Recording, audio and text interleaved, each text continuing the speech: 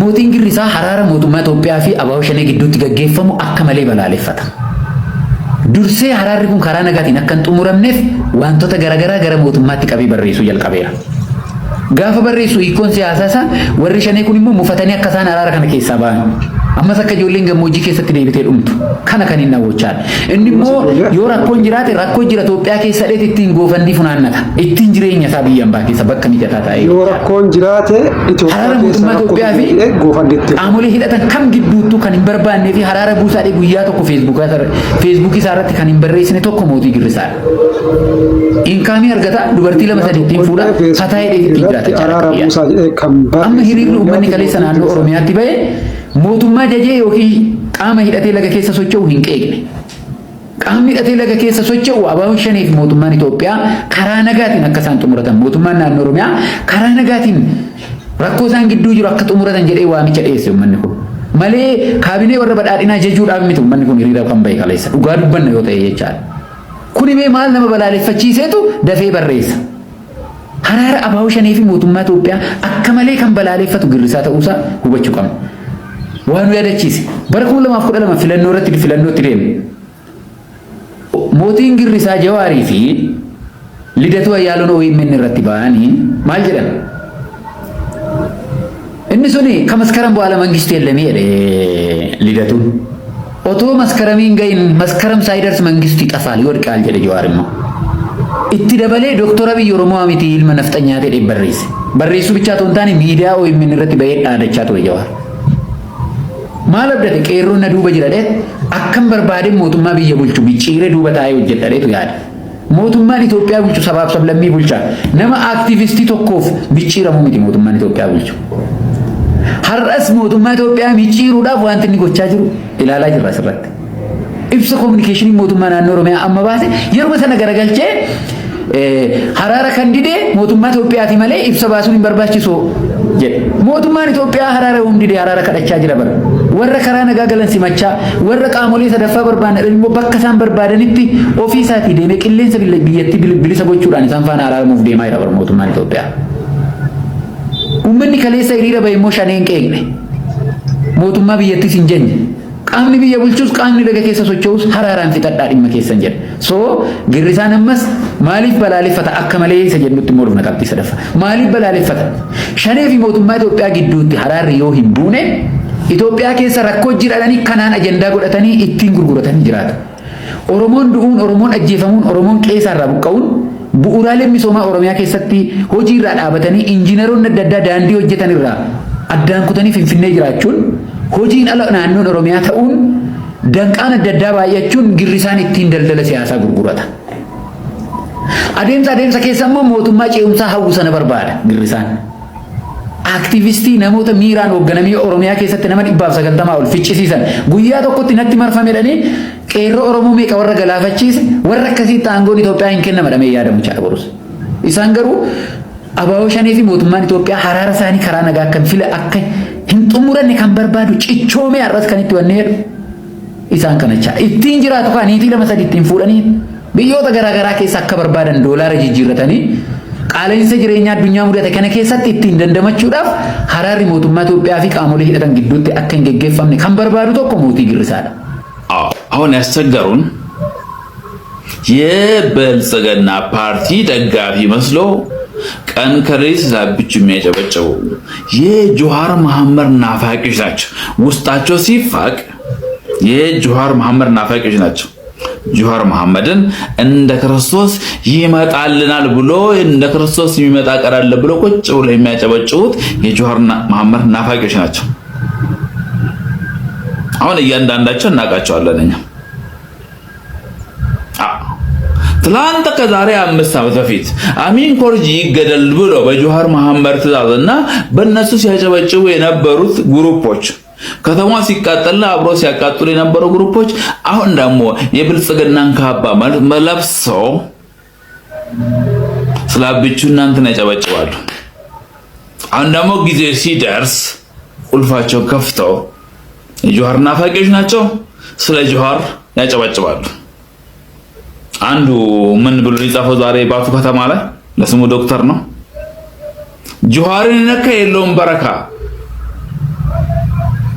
ጆሃርን የነካ ከታየ ደንዳ ተማሩ እንደ ታየ ደንዳ ነው የሚዋረደው ማለት ብሎ ፖስት ያደረገው ይህ ሰው ብልጽግና ፓርቲ የሚያጨበጭበው ግን ውስጡ የጆሃር ናፋቂዎች ናቸው። ተለወልቱማ ብሎ በስሩ ብዙ ግሩፖች አሉት። ይሄ ሰው ተለወልቱማ ብሎ ይጨበጭባል፣ ይሸፍራል። በአንድ በኩል የመስጊድ ሼኪ ነው፣ ሼክ ይጫወታል። በአንድ በኩል ፖለቲከኛ ይጫወታል። በአንድ በኩል የጆሃር መሐመድ ናፋቂ ነው የሰውዬ። ጆሃርን የነካ የለውም በረካ ብሎ ነው የጻፈው። ጆሃር ማለት ሸኔ ነው እኮ ምንም አታመጣም። ጆሃር ማለት ሸኔ ነው፣ አሸባሪ። አሁን የሚንጫጫው ምርጫ ተቃረበ፣ ምርጫ ስለተቃረበ ማበጣበጥን ነው፣ እንዲህ መበጥበጥን ነው። እንዲህ መበጥበጥ የሚበጣበጥ የለም። ግንባሩን ነው መጥበጢስ በለን እንደፋው። የሚበጣበጥ ሰው የለም ከዚህ በኋላ። ምርጫ ተቀረበ በየቀኑ ፖስት ማድረግ ነው የጆሃር ስራ። መበጥበጥ ነው እሱ ስራ። ስለዚህ ሸኔ እንደሆነ ደግሞ ሙሉ መረጃ አለን። ከገመቹ አቦዬ ጋር ምን እንደሚሰራ እናውቃለን። ኮንትሮባንዲስት የጉጂን ወርቅ ኬንያ የተቀመጠው ለምንድን ነው? ኬንያ ምሽግ ያደረገው ለምንድን ነው? እሱና አንዳንድ ባለሀብቶች አሉ ከጆሃር ጀርባ ያሉት። ከጆሃር መሐመድ ጀርባ ሌሎች ባለሀብቶች አሉ፣ ስማቸው መጥራት ማልፈልግ። ኦኬ እንጋያ ተፎክሩ ባቲ ዳን ኮም ሲያሳ ካቲ በረቴ እዚህ ሲያሳ በቃ ሆጋ ኢበቶኮ ሸንተማ ገብሩምሳን ከነ ኦሮሞ ሲያሱ በርሲሳ ቱራና ፈቃት ቢራ ከስጎዳሪ ወልጃ ደበሰኒ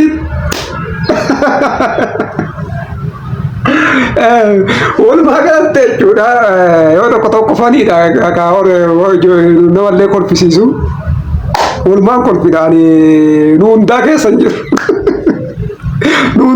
hin jiru hundarraayyuu bilisan nuti hundarraa bilisaa kaayyoo keenya Oromoo tajaajiluudha, Oromoo harkaaruudha. Garuu immoo waan tokko jechuudha akkanumatti miidiyaan giddu galeessa taaneen ilaallaa jechuudha. Walumaa galatti ammamaa inni barreeffamni Jawaar barreesse dubbii hamaa kaaftee jechuudha. Qaallichi kun otoo waa barreessuu baate waan amma otoo dhiise iyyuu bakka barreessumaa yoo otoo dhiise harkuma maratee otoo taa'e maaliif jennaan inni barreesse dubbiin bakka gamana sooshaal miidiyaan kun nutti dhiphata wanni dhageeffannullee wanni ilaallullee hin dhabna waan ta'eef osoo taa'e iyyuu gaarii ture. Garuu immoo barreeffama xiqqishoo wayii barreesse maa inni mootummaan marii sadaffaadhaaf eeyyamamaa miti jedhe waan guddaan jenne jechuudha. Tanuma jedhe mootummaan deebiseefii jira sirriitti. Waan warra aktivistoonni waan iyyanii immoo malee mootummaan caasaa qaba. Mootummaan karaa caasaa isaa saniin barreeffamaan deebiseefii jira. Mootummaan kan jedhe karaa biiroo kominikeeshinii Oromiyaatiin jechuudha. Ummanni hiriira bahee jira. Ummanni nagaa barbaadaa jira. Ummanni nagaa baafataa jira. Nuti immoo nagaa ummanni gaafate kana ni deeggarra, ni tumsina. Nullee immoo harki keenya kan nagaa baname ammallee asin deebinee jedhe deebi'ee nuuf deebisee jira. Jawaar Mahaammadiif deebisee jira jechuudha. Nu ammallee harki keenya deebine ka jedhe Jawaar Mahaammadiif deebisee jira jechuudha.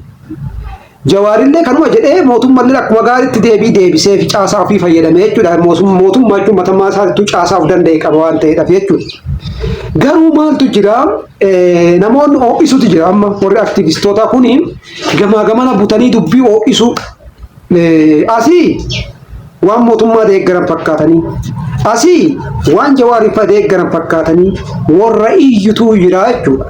Warri iyyu kun immoo maa inni beekamtii argachuuf na fakkaatan baay'ee isaanii jechuudha. Beekamtii argachuudhaaf kan isaan iyyan malee mootummaadhaan fi gammadee rifataniitii miti. Mootummaan caasaa qabaa, caasaa isaatiin deebii kennu bakka dhumateera jechuudha.